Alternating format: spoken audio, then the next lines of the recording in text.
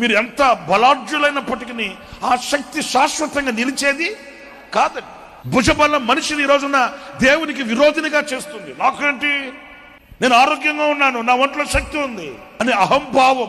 నేను ఎంతటి వాడిని, నేను ఏ పాటి వాడిని, నాలో ఉన్న శక్తి ఏ పాటిది, నిన్నటి రోజున ఉన్న శక్తి ఈ రోజు లేదే, ఈ రోజున్న శక్తి రేపటికి ఉండదే.